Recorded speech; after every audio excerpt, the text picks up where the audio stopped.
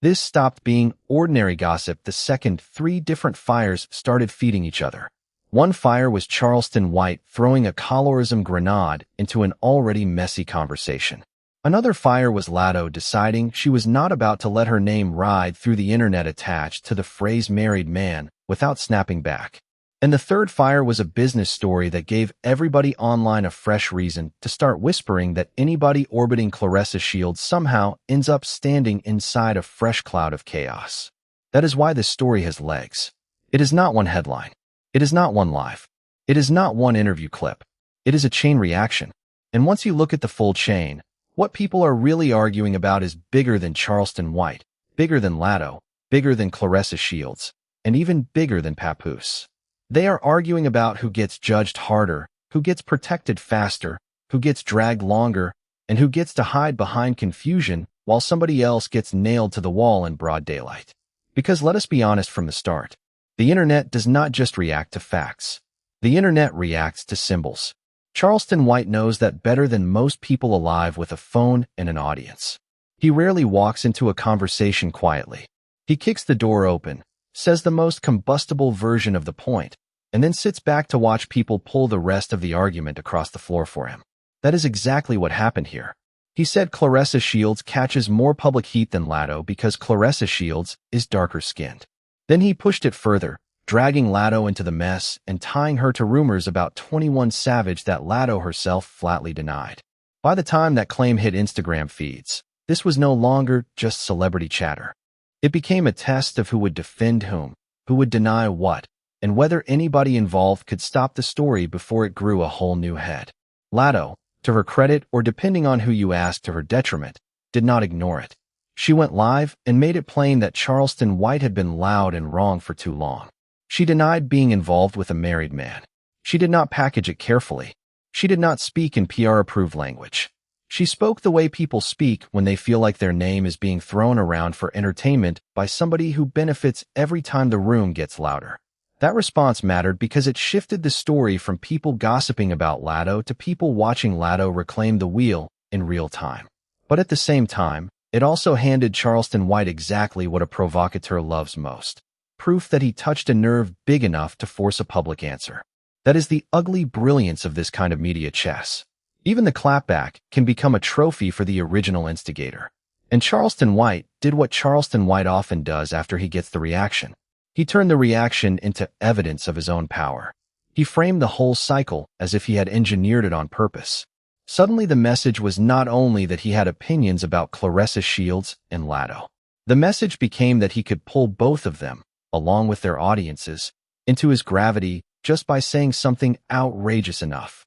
That is why people keep underestimating the mechanics here. The immediate content is scandal. The deeper play is relevance. Every time the room says his name while disagreeing with him, he reads that as market share. Every time a bigger celebrity takes a detour to swat him away, he treats that detour like a personal victory lap. So when he comes back later and claims he was provoking thought, you have to hear the translation. He is saying the explosion was the product. Now put Claressa Shields in the center of that storm, and the conversation gets even messier. Claressa Shields is not a passive figure in pop culture.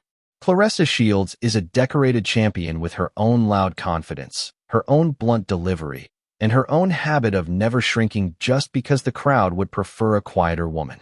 That alone makes her polarizing to some people. Add a highly scrutinized relationship, constant questions about Papoose, and a media environment that loves turning a successful woman into a referendum, and it becomes easier to understand why Charleston White thought she was the perfect fuse for a broader argument. His claim was not just about romance. It was about presentation. He argued that if Claressa Shields looked different, people would interpret the exact same behavior differently. That argument landed because colorism is real, but landing is not the same as proving. And that is where the debate stopped being clean. The problem for Charleston White is that a real social issue can still be used in a sloppy way. Colorism exists. Nobody serious can deny that.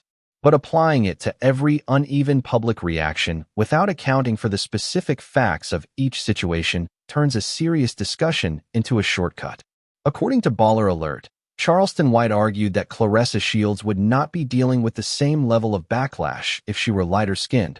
while Latto was avoiding that heat over her situation with 21 Savage.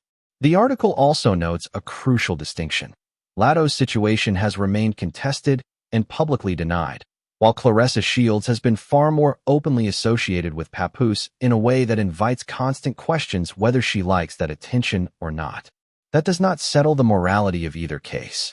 It does explain why audiences may be reacting to different levels of visibility, certainty, and performance rather than only complexion.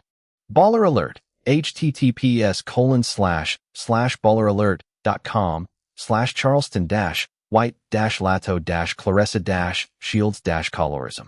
And that visibility piece matters more than people want to admit. Online backlash is rarely distributed by a fairness committee. It usually follows whatever is easiest to see, easiest to clip, easiest to meme, and easiest to reduce into one sentence. A hidden rumor does not generate the same public punishment as an open display. A whispered assumption does not move the same way as repeated photographs, repeated references, repeated interviews, and repeated moments that keep dragging a storyline back into the algorithm. If one person is private, slippery, and harder to pin down, they can exist inside ambiguity longer. If another person is loud, visible, and constantly available for commentary, they will absorb more impact even before race, gender, or complexion enters the room. That does not cancel Charleston White's larger point. It does mean his one-variable explanation was never going to satisfy people who look at media cycles closely.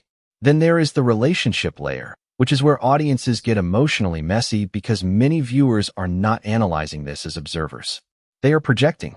Some people hear Claressa Shields and immediately think power, confidence, athletic excellence, and a woman refusing to dim herself.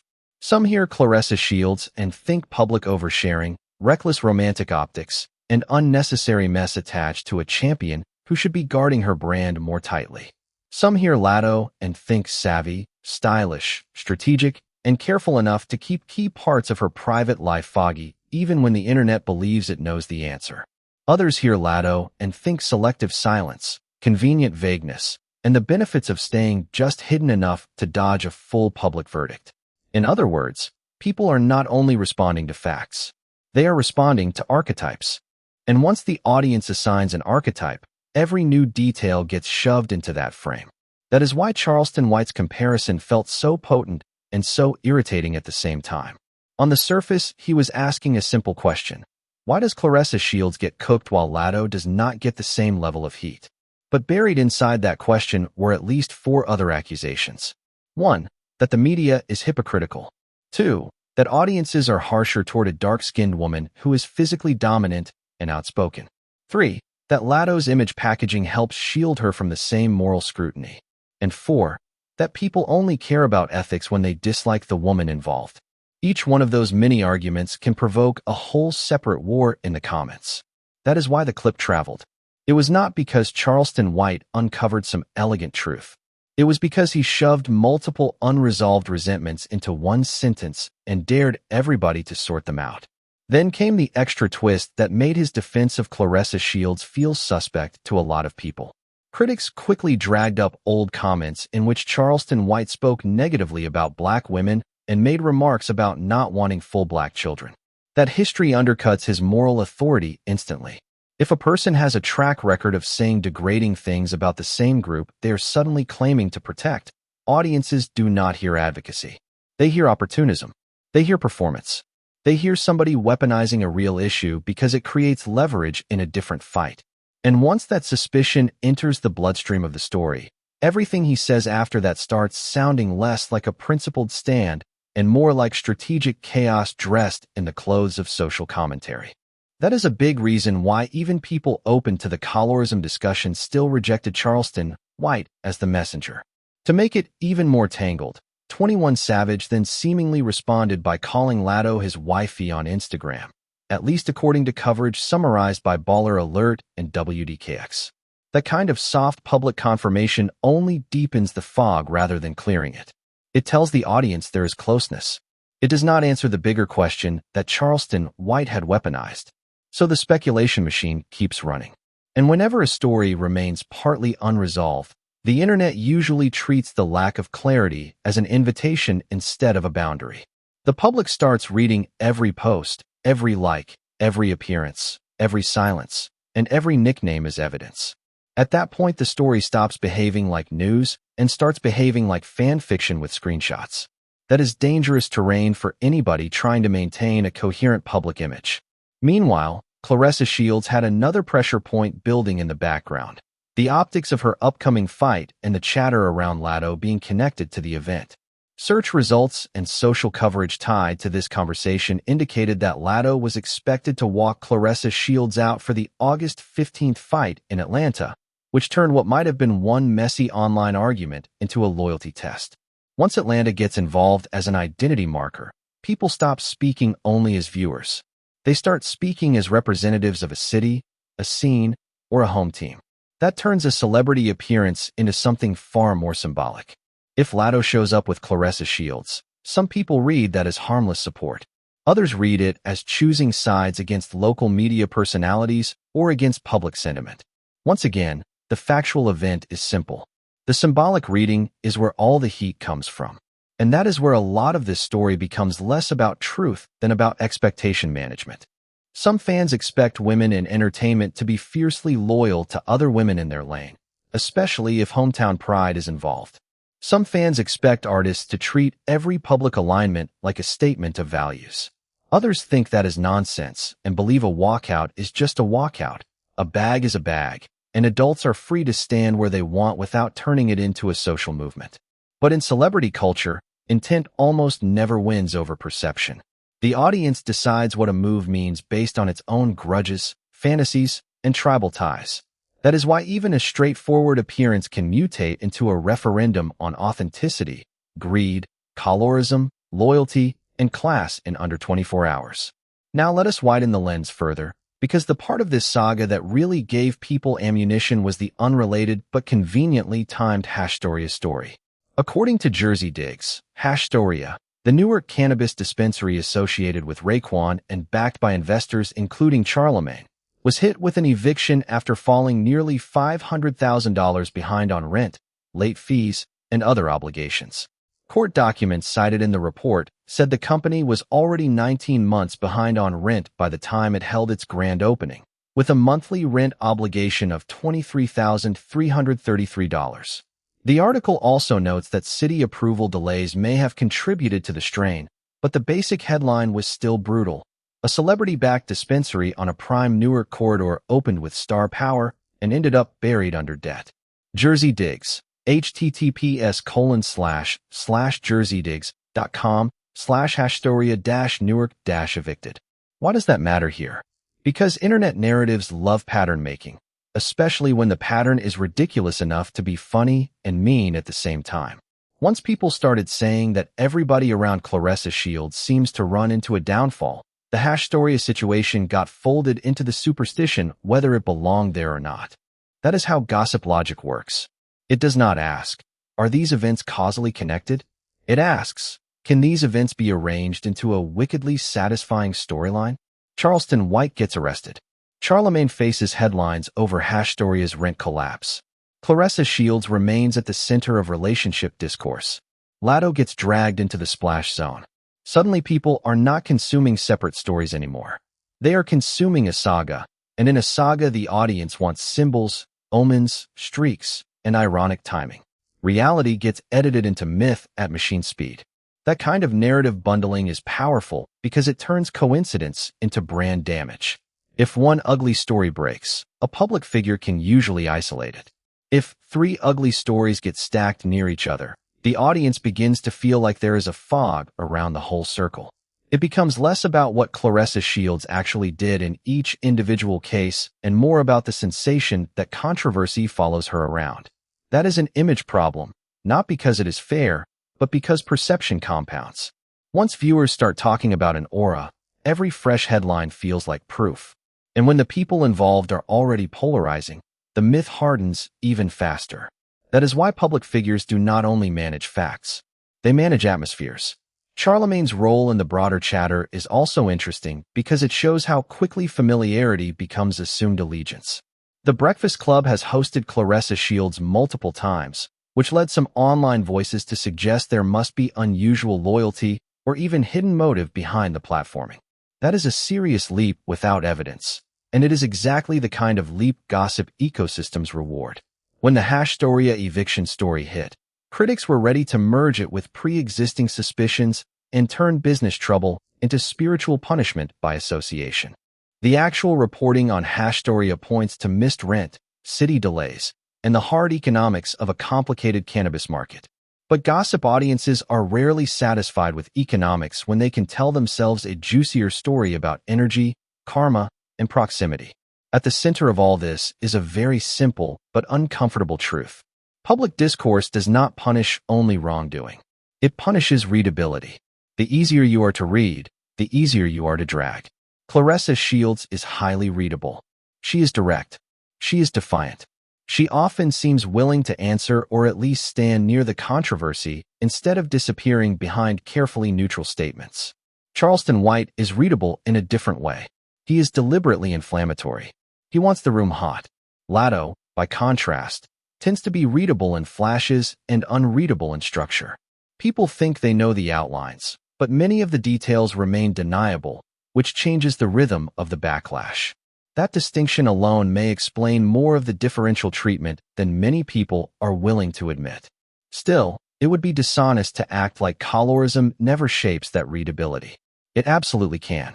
A dark-skinned woman who is physically accomplished, outspoken, unapologetic, and unwilling to soften herself for comfort can trigger a deeper discomfort in parts of the culture than a lighter-skinned woman wrapped in a more familiar image package. That does not mean every criticism of Claressa Shields is rooted in colorism. It does mean colorism may amplify how aggressively some people interpret her confidence as arrogance or her visibility as provocation. The trap is thinking one explanation cancels the other. Media bias, fan expectations, relationship optics, self-presentation, and colorism can all be active at once. Charleston White's mistake was pretending the whole machine could be reduced to a single switch he alone had bravely identified. And once he simplified it that way, he invited people to test not only the claim but the man making it. That is where his own record came back like a boomerang. Audiences remembered prior remarks. They remembered other outrageous moments. They remembered the pattern of saying the most incendiary version first, and then later describing it as thought-provoking. So even before Latto answered, many people had already decided his motive was contamination rather than clarity. Latto's live did not just challenge his allegation. It validated the broader suspicion that he throws names into a blender because outrage is the business model. WDKX's recap of the exchange emphasized that Charleston White later tried to say he meant no harm, which is exactly the kind of retreat people expect after the headline has already done its work. WDKX https://wdkx.com/shoop Charleston White reacts after a Latto pops off on him over comparison of her Claressa Shields Love Lives video / This is where the real question begins. If Charleston White did what he always does, why did this one bite so hard? The answer is because the people he touched were already sitting on loaded storylines. Latto is in a season of heightened visibility, new motherhood, and constant scrutiny around her relationship. Claressa Shields is a champion whose name keeps drifting out of the ring and into broader culture war conversations about romance, femininity, and public behavior. Charlemagne sits at the intersection of media, business, and celebrity credibility. None of those names exist in a vacuum right now. So when Charleston White throws one provocation into the room, it does not spark one reaction. It collides with 3 or 4 separate anxieties that were already waiting for a reason to ignite. There is also a gendered layer that people keep circling without always naming directly. When men's relationships look messy in entertainment, the audience often treats the man as expectedly flawed while reserving the deeper moral narrative for the women around him. Papoose becomes either a smooth operator or a disappointment depending on the viewer, but much of the emotional labor of the story gets pinned onto Claressa Shields and Remy Ma. 21 Savage remains partly obscured behind speculation, while Latto gets challenged to explain, deny, or embody the optics. Charleston White becomes the chaos agent, yet the women absorb the longest comment threads. That imbalance is not accidental. It is how celebrity gossip frequently converts male ambiguity into female accountability. What makes Claressa Shields especially vulnerable to that dynamic is that she is already coded in the public imagination as a woman who can take it. She is a fighter. She is outspoken. She is physically formidable. She does not present herself as fragile. That becomes an excuse for the culture to be rougher with her and then call it honesty. But toughness should not mean unlimited public license. The same audience that admires strength in theory often treats a strong woman's every misstep as confirmation that she needs to be humbled. That emotional desire to humble her can easily masquerade as principle, which is why the Claressa Shields discourse rarely feels purely factual. It feels disciplinary. Latto's discourse works differently because a lot of the energy around her is built on image management and access denial. People feel like they only get pieces. They get glimpses, rumors, hints, and then denials. That ambiguity frustrates some viewers, but it also protects her. A mystery can be criticized, yet it is harder to prosecute than an open display. When Charleston White named her directly, he tried to collapse that protective ambiguity into one ugly label. Latto's anger makes sense in that context because he was not merely commenting on gossip. He was attempting to lock her into the harshest available interpretation of it, in public, with no room left for strategic vagueness. For a celebrity whose brand benefits from controlling visibility, that is a direct threat. And then there is the city politics. Atlanta pride always finds a way to insert itself when one of its own appears to be taking sides in a public mess. That is why a possible walkout became such a loud talking point. A walkout is not just choreography when fans have already turned the story into a local loyalty exam. Every appearance becomes coded. Every collaboration becomes symbolic. And every silence becomes suspicious. That is how entertainment discourse ends up swallowing normal business decisions and spitting them back out as moral statements. The star may see a professional opportunity. The audience sees allegiance. The promoters see spectacle. The blogs see traffic. Nobody is playing the same game. Yet everybody is acting shocked when the move gets interpreted differently. It is worth noting here that the available reporting gives us more confirmation on the public argument than on many of the relationship assumptions floating beneath it. Baller Alert documents Charleston White's claim, Latto's denial, and the broader colorism framing. WDKX documents that Charleston White later tried to explain himself after Latto's response. Jersey Digs documents the HashStoria eviction and the underlying rent numbers. What we do not have from those sources is clean, official, exhaustive confirmation of all the private relationship details the internet keeps debating as if they were court-stamped facts. That gap matters. It means many people online are constructing moral certainty out of a mixture of documented reactions, public imagery, and rumor-adjacent assumptions. The internet rarely pauses to separate those categories, but any honest analysis has to. That distinction is also what makes the whole reverse Midas touch joke so sticky and so unfair. It is sticky because it feels narratively delicious. One person appears in the orbit of multiple bad headlines, and the crowd starts acting like she carries a curse. It is unfair because independent events with different causes do not become spiritually connected just because they arrived close together on your timeline. Charleston White's legal trouble, Latto's online blowup, and HashStoria's business collapse each have their own context. But once a phrase like that takes root, people stop evaluating context and start collecting examples. That is how reputations get warped by timing instead of proof. There is another reason this story exploded. It gave audiences the chance to argue about morality without risking much personally. Colorism, infidelity optics, public loyalty, motherhood, city allegiance, business collapse, hypocrisy, clout chasing, media agendas, all of that was suddenly available inside one easy-to-consume package. That is premium internet fuel. It lets different factions feel righteous for different reasons. Some can defend Claressa Shields against what they view as selective hatred. Some can defend Latto against what they view as slander. Some can attack Charleston White as a shameless troll. Some can laugh at Charlemagne's business headlines and call it karma. Everybody gets to pick a lane and still feel morally charged. That is why the content spread so fast. It offered multiple emotional entry points without requiring anyone to know the full truth. And if we are being completely blunt, there is a cynical media lesson in all of this that content creators understand well. A story grows strongest when it contains both a verified spine and a speculative halo. The verified spine here is clear enough. Charleston White compared the backlash around Claressa Shields and Latto, invoked colorism, and insulted Latto. Latto publicly rejected the allegation. Charleston White later basked in the attention. HashStoria faced eviction tied to rent debt. The speculative halo is everything else people layered on top. Secret motives, city betrayal, karmic collapse, invisible alliances, and romantic facts the public still cannot fully prove. That combination is dynamite because the verified core legitimizes the circulation while the speculative outer ring multiplies engagement. So where does that leave Claressa Shields? In a frustratingly familiar place. Claressa Shields remains the person most likely to be turned from subject into symbol. If she speaks, her tone becomes part of the evidence file. If she stays quiet, the silence becomes part of the evidence file. If she embraces public support, critics say she courts drama.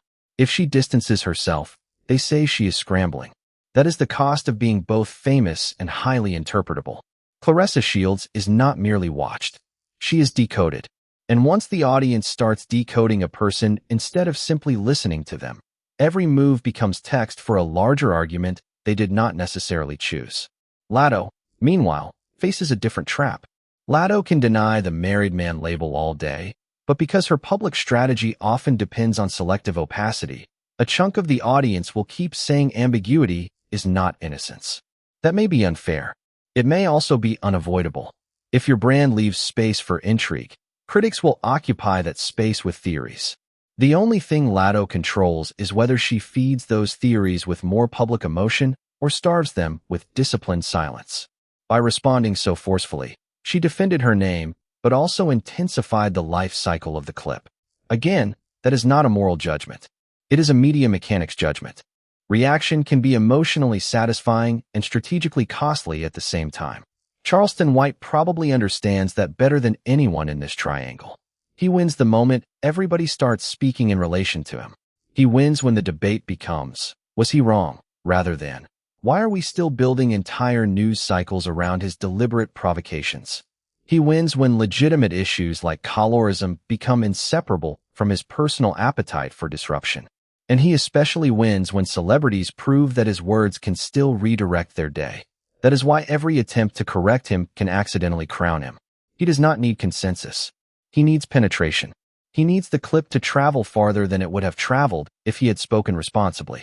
By that measure, he got what he wanted. But winning the clip is not the same as winning the argument. On the substance, Charleston White exposed a real discomfort around how audiences judge women differently. Yet he weakened his own point by stacking it on top of inflammatory character attacks, shaky assumptions, and a history that made him look selective at best and opportunistic at worst. He wanted the authority of a cultural critic with the freedom of a shock jock. Those two things do not coexist cleanly. If you want to be taken seriously on a delicate subject, your messenger conduct matters. If your brand is built on setting fires, do not act shocked when people question whether you care about the smoke victims or just the flames. The HashStoria piece adds a final layer because it reminds us that not every bad headline is symbolic. Sometimes a dispensary falls behind because the numbers are ugly, approvals are slow, and the market is punishing. Jersey Digs describes exactly that kind of practical failure, noting both the rent burden and the city's earlier planning board delays. Yet in a celebrity ecosystem, practical failure rarely gets to remain practical. It gets drafted into whatever morality play is already trending. Charlemagne stops being merely an investor connected to a struggling operation and becomes another supposed example in a running curse narrative. That is not analysis. That is lore. And once lore takes over, facts become ingredients rather than boundaries. Jersey Digs, https://jerseydigs.com/hashstoria-newark-evicted. What the audience does next will say a lot about what kind of culture this really is. If people keep returning to the actual distinctions between documented fact, public allegation, and emotional projection, this story will cool down into a teachable moment about media framing. If not, it will become what so many viral disputes become, a blob of half-remembered clips, exaggerated certainty, and moral grandstanding that leaves everybody more entrenched than informed. Unfortunately, the second outcome is usually what platforms reward. Nuance does not trend as hard as combat. Clarification does not clip as cleanly as contempt. And careful sourcing will never move at the same speed as a rumor packaged with a punchline. That is why the most revealing part of this entire saga may not be what Charleston White said, what Latto denied, or what Claressa Shields represents. It may be the speed with which audiences connected unrelated headlines into one emotionally satisfying theory. That instinct is older than social media, but social media industrializes it. Give the public a champion under scrutiny, a rapper under suspicion, a troll with a microphone, a broadcaster tied to a failed venture, and a city with pride, and watch how quickly separate facts get braided into destiny. Once that braid is made, untangling it becomes almost impossible because the theory feels better than the paperwork. So no, this was never just about one comparison. It was about who gets framed as shameless, who gets framed as strategic, who gets framed as cursed, who gets framed as manipulative, and who gets framed as untouchable for simply knowing how to provoke. Claressa Shields became the symbol of overexposed confidence for one crowd and selective public punishment for another. Latto became the symbol of image-protected ambiguity for one crowd and reckless mislabeling for another. Charleston White became the symbol of performative truth-telling for his fans and cynical chaos marketing for his critics. Charlemagne became collateral in a story he did not author but could not fully escape. And once symbols replace people, the conversation almost never lands gently. The irony is that the cleanest lesson here is also the least glamorous one. Public heat does not always follow guilt. It follows visibility, narrative convenience, existing audience bias, and whether your life can be reduced into a sentence that strangers enjoy repeating. Claressa Shields can be judged more harshly than someone else without every criticism being invalid. Latto can be defended against an unfair label without every question around her image strategy becoming forbidden. Charleston White can accidentally touch a real issue while still operating from ugly motives. Charlemagne can be tied to a failed business story without it proving cosmic punishment. Multiple things can be true at once. But the internet hates that sentence because it ruins the game. And maybe that is the final reason this story refuses to die. It allows people to play prosecutor, defender, comedian, sociologist, and hometown representative all at the same time. It flatters the audience into feeling insightful while mostly rewarding whatever version of the narrative they already wanted to believe. That is why every new clip, every live, every repost, every reaction channel, and every comment section keeps the machine humming. Not because the facts are getting clearer, because the identities are getting sharper. Once that happens, most people stop asking, "What happened?" and start asking, "Which side proves who I already am?" So when the next headline drops, and it will, do not be surprised if the same names get pulled right back into the ring. If Latto walks out Claressa Shields, the symbolism talk will explode all over again. If Claressa Shields says one more direct thing about her private life, half the internet will call it honesty and the other half will call it more fuel. If Charleston White gets another response out of a celebrity, he will frame himself as the voice once more. And if another bad headline lands anywhere near this circle, the curse jokes will return because people love a pattern more than they love restraint. That is the real pump behind this whole mess. Not truth, not justice, narrative momentum. Which brings us to the uncomfortable bottom line. The question is not whether Charleston White successfully got people talking. He did. The question is whether the public is mature enough to separate the useful part of the debate from the manipulative packaging it arrived in. Can people discuss colorism without letting a habitual provoker own the whole conversation? Can they question relationship optics without turning women into moral theaters for every viewer's unresolved issue? Can they read a business failure as business failure instead of supernatural fallout? Maybe. But the early signs are not promising. Because once scandal, symbolism, and ego all start eating from the same plate, reason usually ends up last in line. And that is why this story still feels unfinished. Not because we are missing one final clip that will magically settle everything, but because every person involved represents a different anxiety the culture has not resolved yet. Claressa Shields forces conversations about how much confidence women are allowed to show before the crowd demands humiliation. Latto forces conversations about privacy, branding, and how much ambiguity a star can monetize before audiences resent it. Charleston White forces conversations about whether trolling can hijack serious discourse so completely that the original issue gets buried under the performer. Charlemagne and the HashStoria headlines force conversations about how quickly public credibility can wobble when business reality punctures celebrity aura. That is a lot bigger than one live stream and a few insult clips. So here is the part I want you to sit with. When you strip the theatrics away, this entire saga becomes a case study in how modern celebrity narratives are manufactured in plain sight. One person makes an incendiary comparison. Another person rejects the label. A third person becomes the symbol everyone argues through. A separate business story arrives at the perfect time to strengthen a superstition. Blogs confirm some pieces, social media improvises the rest, and audiences stitch everything into a narrative that feels so complete they forget how many of the stitches are speculation. That process is the real story. And until people start recognizing that machinery while it is happening, the next version of this chaos is already loading.